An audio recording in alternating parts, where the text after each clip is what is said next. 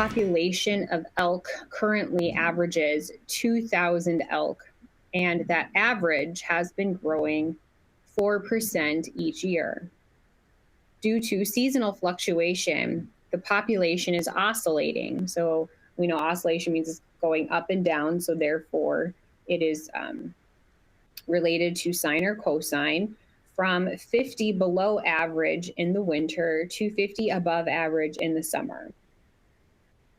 Find a function that models the number of elk after T years starting in the winter.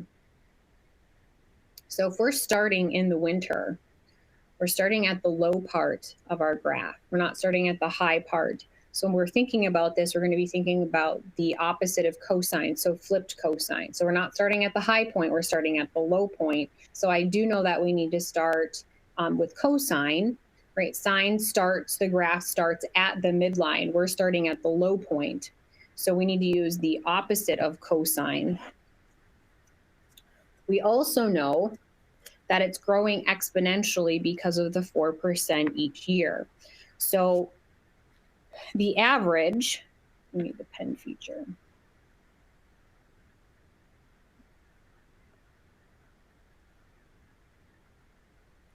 Is the initial amount that we're starting within our population times 1 plus the rate to the power of time. And in this case, we know that the initial amount that we're starting within our population is 2,000. And we're growing at a rate of 4% each year, but we don't have a specific time frame. We also know that the amplitude of where we're oscillating above and below is 50, because we're going 50 above and 50 below. We also know the population is cyclical,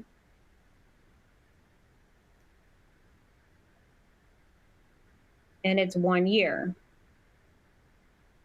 So this is the period. Therefore, we know our B value is equal to 2 pi over P.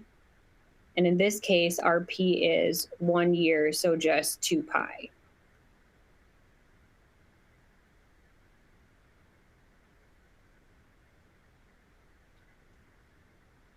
All right. So what we know then is that the population with respect to time is equal to, remember when we should probably just draw a quick little sketch here. So we're starting at the low point, and then we're going high, and then we repeat itself after a specific year. So we are high in the summer. We have a low in the winter.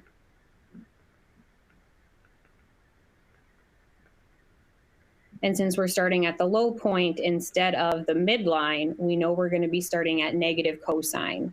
And we also know that the amplitude is 50. So our population with respect to time is negative 50 cosine times our B value times T. So 2 pi T times time plus the midline. Well, I know that the midline is the average, right? Because it's in the middle. Well, we said our average was based on the population growth. Thus, our official formula is P of T is equal to negative 50 times cosine times 2 pi T plus our 2,000, 1 plus 0.04 to the power of T. We have an exponential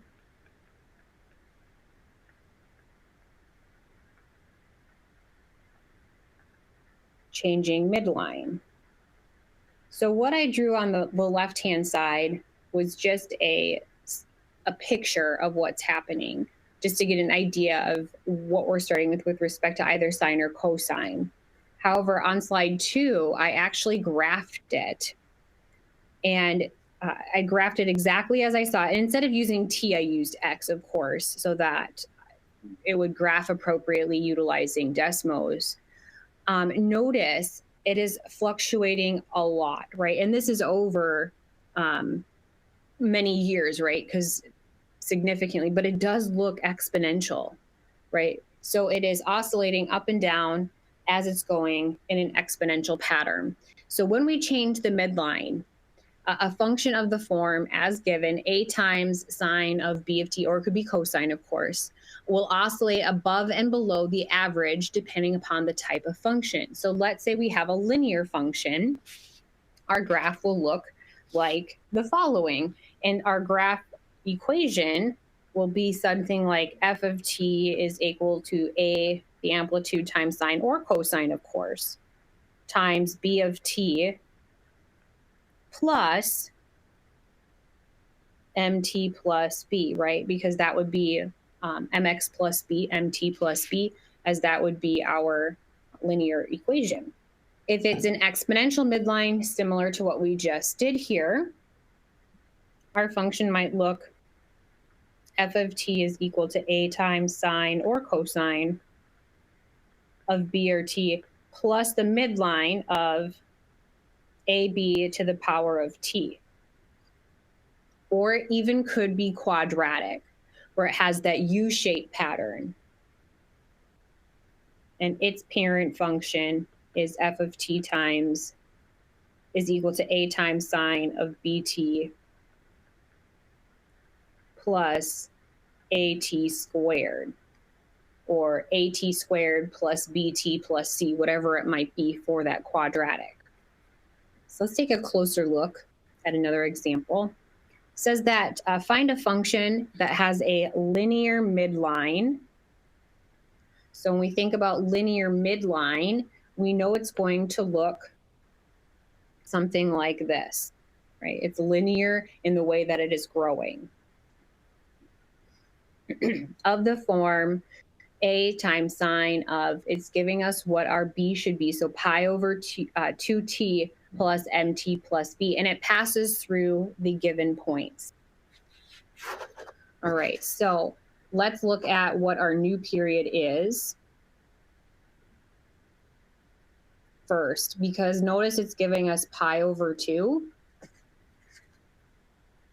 Our new period can be found by taking the original over the b value that's given. Well, we know the original should be 2 pi because it's sine, and sine repeats every 2 pi. But here it's telling us that our b is pi over 2.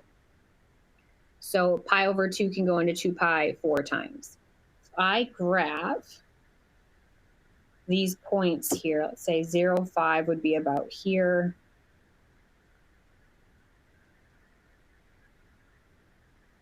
110 would be about here. I'm kind of exaggerating a little bit. And then 2, 9, we're starting to fall again. When I'm thinking about t here, my original, or the beginning of the cycle, is starting at 0, 5. This is the beginning of my cycle. This is when t is equal to 0. Half of my cycle is when t equals 2. Because then notice I'm at 3, 8. So like halfway in between, obviously would have to be between 0 and 3 would be 2 here. So the points 0, 5 and the point 2, 9 need to be on the midline. And if we know that these 2 points are on the linear line, we can find the slope of that line and the equation of that line. So the slope of this line, let's see here, 9 minus 5, 2 minus 0. The slope of this line is 2. I also know the y-intercept because it was given. So my midline equation is 2t plus 5. Have found my new period. I know my midline, so I know the MT plus B part. The part that we haven't been able to find is the amplitude. So how far above and below is our graph oscillating in between? What I can do is substitute what I do know into the equation to find it. So I know one of my points is 110. So if I think about what my graph might look like, f of t is equal to a times sine of pi over 2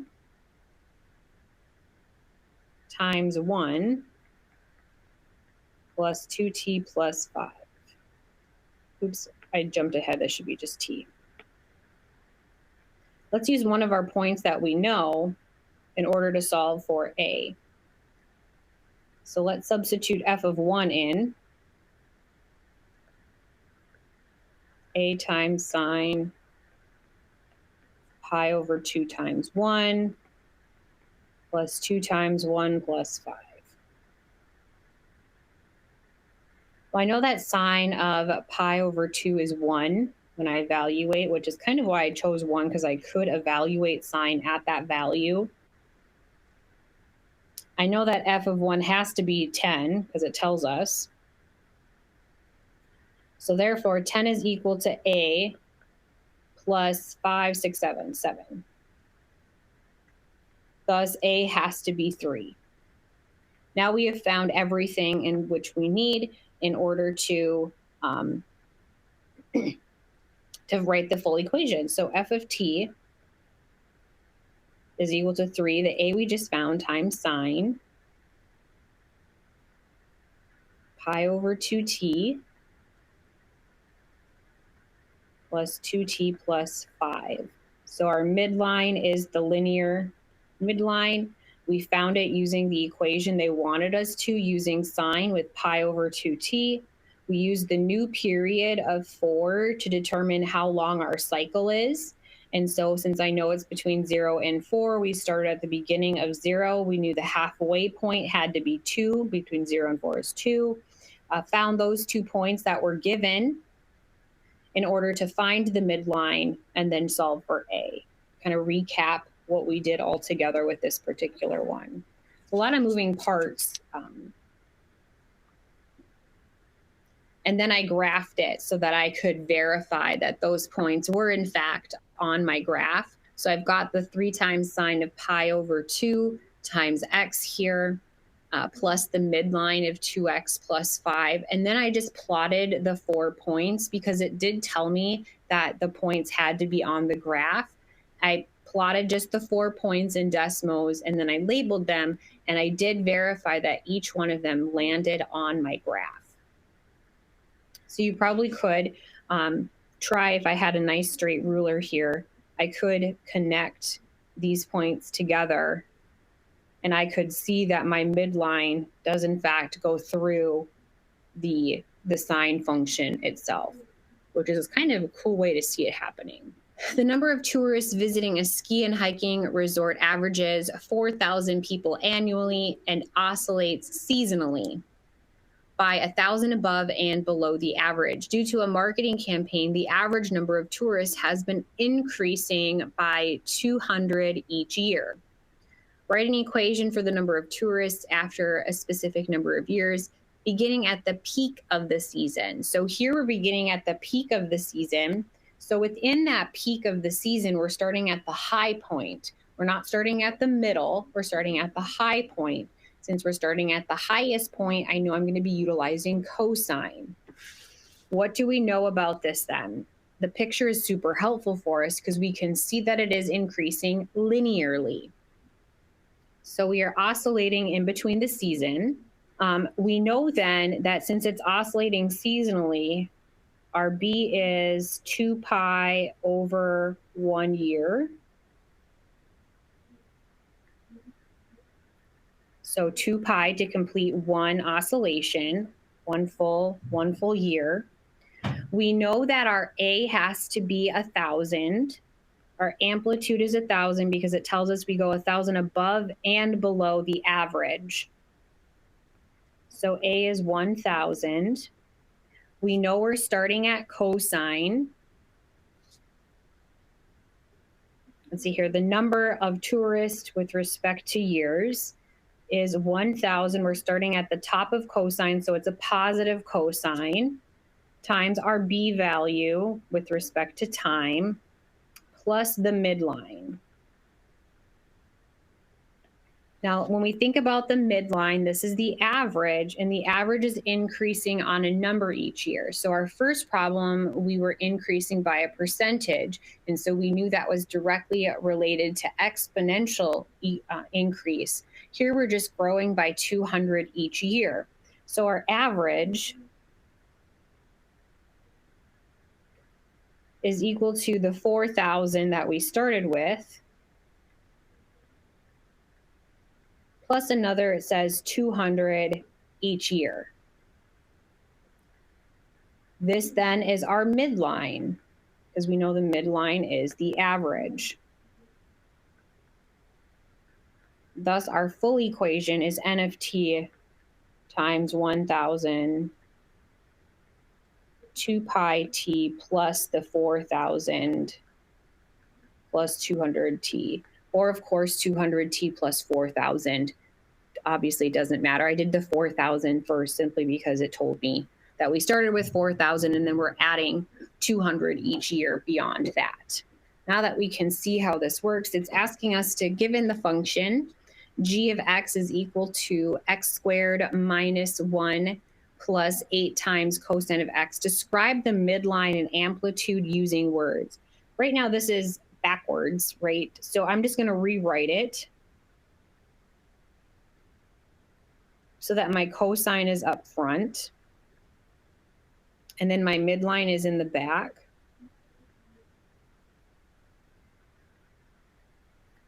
I know that 8 is my amplitude, and this tells me that we're going above, so we're above and below 8 units from the midline. And when I look at my midline,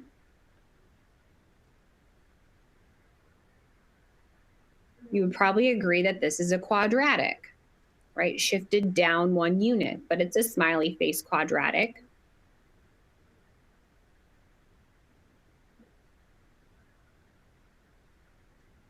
Where our amplitude, our graph, is going above and below this quadratic line 8 units. Up until this point, we've been just working with the midline that's just been constant, right? Just a number, and that's why it's been staying horizontal the whole time.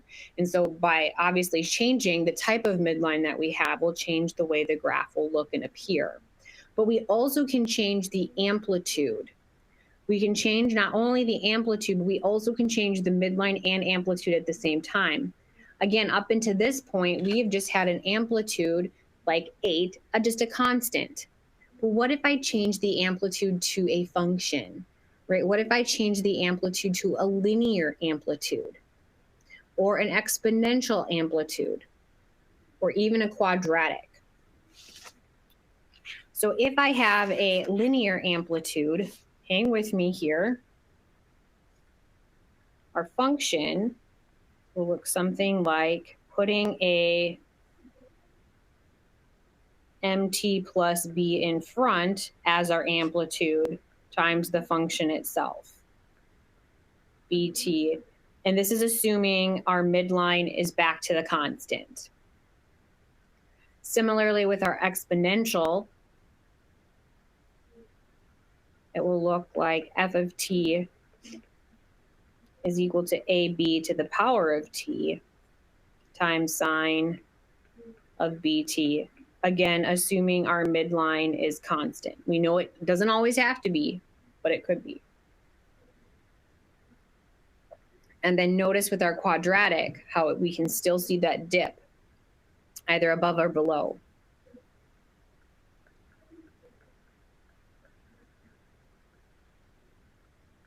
So at squared times sine of bt plus k.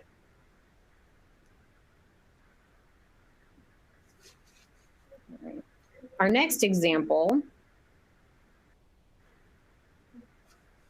is looking at exhibited by this particular spring here. So it's called the damp harmonic motion. And a damped harmonic motion is using one of the two forms, either AB to the power of T times sine of BT plus K. So it looks very much similar to the exponential. Or we could have A times the E, the E number to the power of RT, right? Because it just depends on what we're doing. But we can use the E, the number E as well, Euler's number. Okay, so let's put that in action. I've got a picture down below of what our spring should look like based on this next example. So it says a spring has a natural length of 20 feet and it's pulled back 6 feet and then released. It's oscillating once every 2 seconds. Its amplitude is decreasing by 20% each second, which is why it's shortening up. And we can see that in the picture that our graph is shortening because we're decreasing 20% every second. Find a function that models the position of the spring t seconds after it's released. So we know our midline is 20 feet because that's the natural length or the average. And then we pull it back, it's just going to spring back and forth. So our midline, I know our midline in previous examples we've been working at has been different, but it's our amplitude, the oscillation that's changing. Our midline is still at 20. So our midline is constant this time. Okay. We know we have a period of 2, so we can oscillate once every 2 seconds.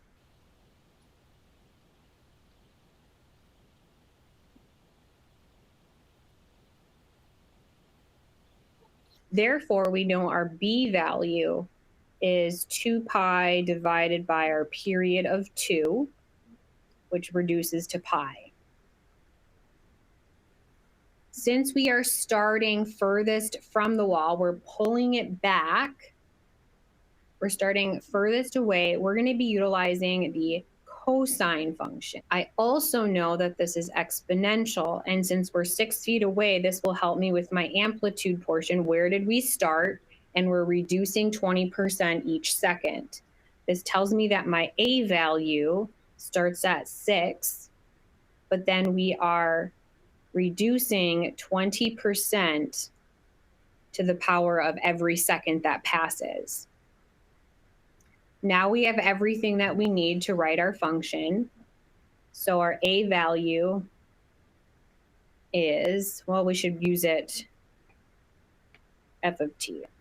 Our function with respect to time is our A value, 6 feet pulled, and then every second that passes, we're going to reduce its length,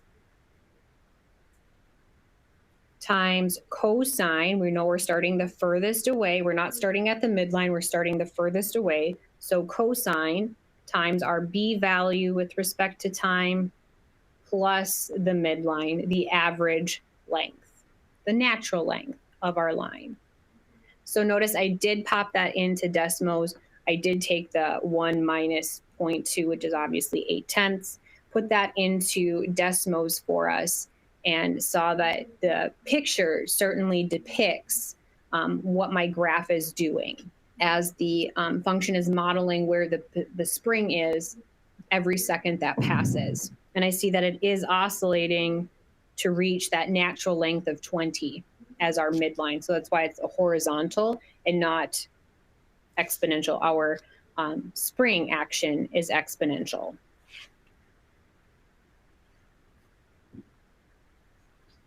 So another similar one. This time our spring has a natural length of 30 centimeters.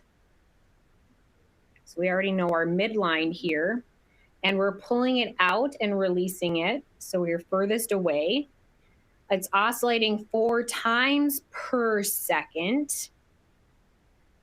After 2 seconds, the amplitude has decreased to 5 centimeters. Find a function that models the position of the spring. So we have our goal because I've got our equation there. We can see that oscillation happening at that midline of 30, which is interesting. Noticing that we almost are looking exponential in the path that our spring is taking. So let's see if we can't get there. Again, we know our midline is 30 centimeters. Let's work on our oscillation portion since that's kind of next. We know that we have oscillation. We can complete one oscillation every 4 seconds. This tells me that my B value is 2 pi divided by 1/4, or 8 pi. We're going to use cosine again. We're starting at the furthest distance away. We're not starting at the natural length. We're starting the furthest away from the natural length. So we're starting the furthest away. So we know we're going to use cosine. What we know so far for our function, we know so far that our function with respect to time is going to be a of t. We're not quite sure what that is yet. Times cosine of 8 pi t plus 30. So now we just need to work on what is the function in front. We know that when time is 0, we are at 10 centimeters. So we start at 10 centimeters away. We also know that after 2 seconds, so when time of 2 seconds, we are at 5 centimeters.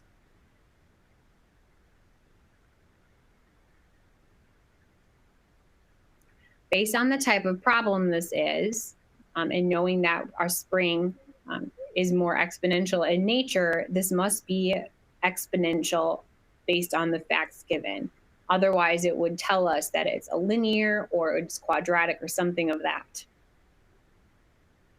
Based on that, a of t has to be equal to ab to the power of t, function exponential. Let's use one of our points to help solve for some of the variables that we are in need of.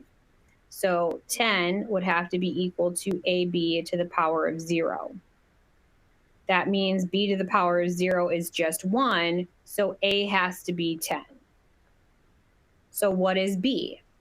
Well, I can use my other to find b. Now that I know that a is 10, I can say that 5 is equal to 10 times b to the power of 2, since time is 2 seconds. Let's see here. Divide both sides by 10, so half is equal to b squared. Obviously, we take the square root. So b has to be about 0.0707.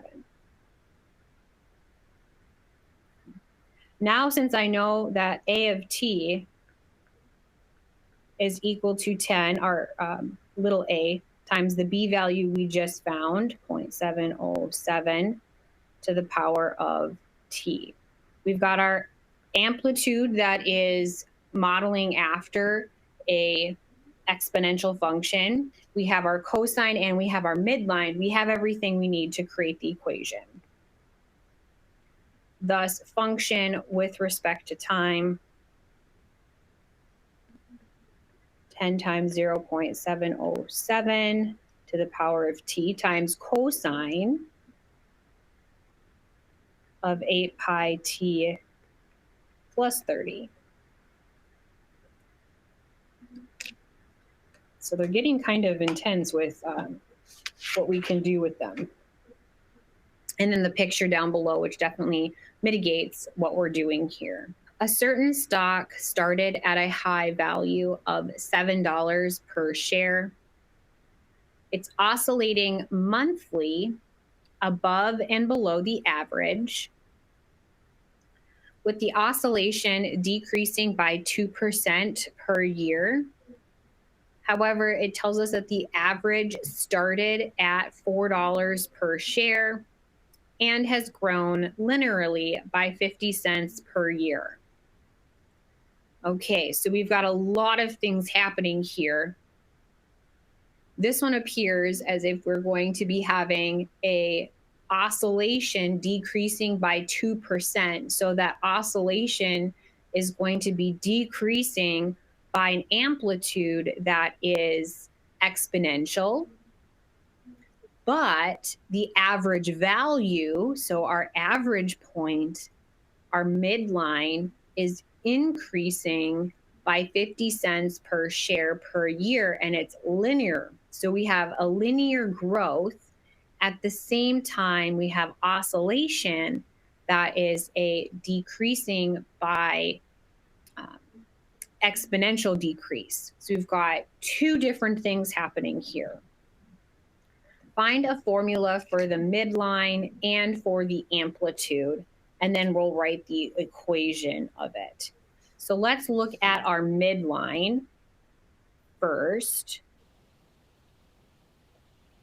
The midline, or average value, started at $4 per share, and it's grown linearly, so we know it's going to be a slope plus where we started. So we start at $4, and we are linearly increasing by 50 cents per year, per time. That wasn't so bad. Now our amplitude is going above and below this midline, but it is oscillating decreased by 2%. All right, so we also know that it's oscillating monthly. Thus, we know our B value. We'll come back to the A part, but we know our B value is going to be 2 pi, because it can create one cycle every 12 months. So our B value is 24 pi. So then let's look at our A value. Now that that's out of the way. Our A value. So we're starting at $7 per share. And then we're decreasing. So we're starting at $7 per share. And then we are decreasing 2% each year. Thus, we could simplify this to 7 times 98 hundredths to the power of t. Now, notice it's asking us that we're telling us that we started at our high value. It's not telling us that we're starting at the linear value or at the per share value. We're starting at a high value. So if we're starting at a high value, we're working with cosine and just regular, not opposite. If it said we're starting at the low value, it would be negative cosine. We're starting at the high side. So the stock with respect to time is equal to our amplitude that is oscillating at a decreased value, 7 times 98 hundredths to the power of t times regular cosine of our B value that we found, 24 pi. And it's oscillating within the linear growth midline of 4 plus 50 cents per year. Such that when I graph this, I should have expanded it further out so you could really see it go to town here. Can't really see it outside of just that it's ever so slightly growing. Almost looks like a slight growth that's hard to see with the naked eye. But if I were to expand this, we'd be able to see it a little bit better. I'm not sure if we will finish the rest of this particular, but this is the last example. The 11th slide is just the picture of what we come up with. So if we don't get to the end, I will just finish writing it out. But there's only 3 minutes left. I want to make sure that you get this example in. So in AM, amplitude modulated radio, a carrier wave with a high frequency is used to transmit music or other signals by applying the to be transmitted signal as the amplitude of the carrier signal.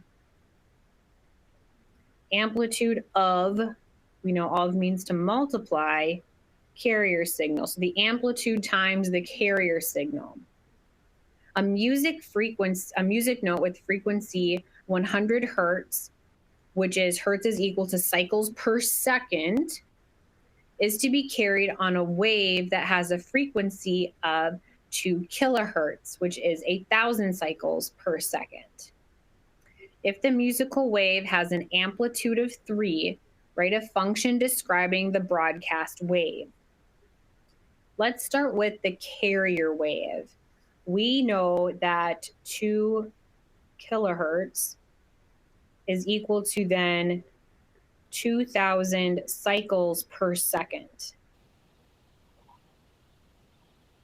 So my period is equal to 1 divided by 2,000 of a second. So how fast can we do 1 cycle? That was 2,000. We want to know per cycle. Thus, our B value is equal to 2 pi divided by 1 2,000.